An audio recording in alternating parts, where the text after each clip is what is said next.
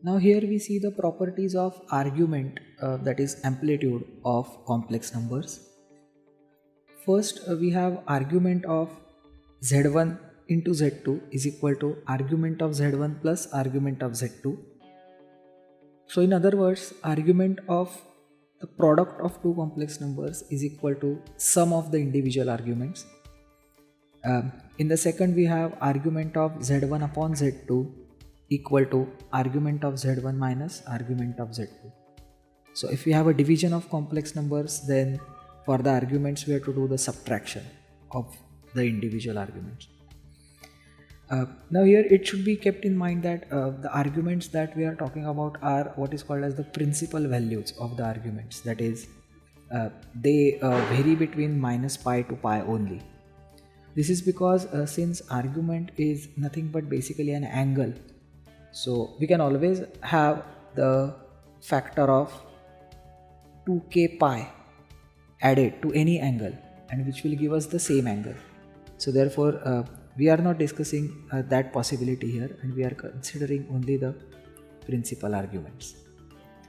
Now moving ahead to the third property, argument of z bar is equal to minus of argument of z, which is also equal to argument of 1 upon z.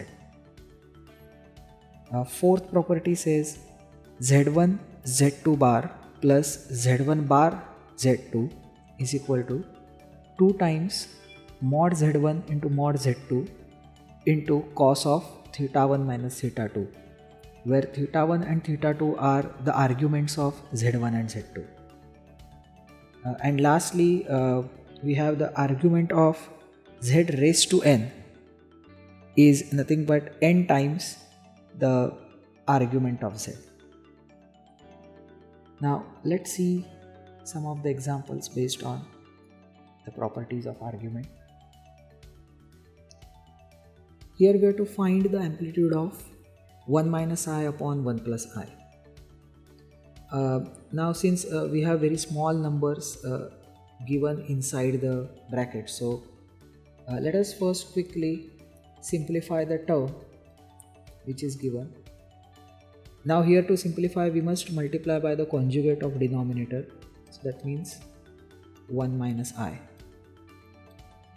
So in the numerator it gives us 1 minus I the whole square, which is 1 square is 1, then the middle term is 2i, and the I square is minus 1, and whole divided by, here you have 1 minus I square is minus 1. So in the numerator 1 gets cancelled and you have minus 2i upon 2, which gives us minus I. So basically we have to find the amplitude of minus I. So if we imagine where minus I is, we know that minus I will be on the negative side of the imaginary axis. So this is where minus I is. And as per the definition, the amplitude is nothing but the angle measured from positive real axis. Now since we have to move the angle or rotate in the clockwise direction, it will be the negative angle, and here we see that it's 90 degrees, which is nothing but pi by 2, and minus because it's in clockwise direction.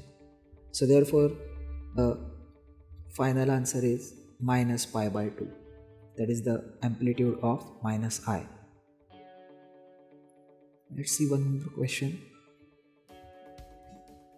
If mod of z is equal to 4 and argument of z is equal to 5 pi by 6, then find the value of z. Now let's once again first try to locate where this number would be, at least in which quadrant. Now if you observe, the argument is given to be 5 pi by 6, which is nothing but 5 times pi by 6, that is 5 times 30 degrees, which is 150 degrees. And we know that the angle of 150 degree lies in the second quadrant. So here we have 5 pi by 6, and the modulus of that number is 4. It means the distance of that number from the origin is nothing but 4. So that means we have to mark off the distance as 4. So this is where that number is lying. Now we have to find the z. It means we have to simply find the real and imaginary parts of that particular number. So now if you drop a perpendicular, it's easy to see that the angle here is nothing but 30 degrees, which is nothing but pi by 6 in radians. So therefore let us just redraw the figure. Here you have 30 degrees. Here we have distance 4. Now the real part will be nothing but this. Now this is the origin. Now we know that the real part will be nothing but the cos component, that is nothing but 4 into cos 30, which is nothing but 4 into root 3 by 2, which is 2 root 3. But this is the distance of that particular real part. As we know that the real part is on the negative side, so therefore it is actually minus of 2 root 3. So therefore we have a real part of z is equal to minus of 2 root 3. And the imaginary part is nothing but the vertical height. The opposite side of 30 degrees is half of the hypotenuse, so it's clear that it is equal to 2. So therefore imaginary part of z is nothing but 2, which is nothing but actually 4 into sine of 30. Now the imaginary part is already positive because it is on the positive side of the imaginary axis. So therefore finally we have z as nothing but minus 2 root 3 plus 2 times I. That is the final answer.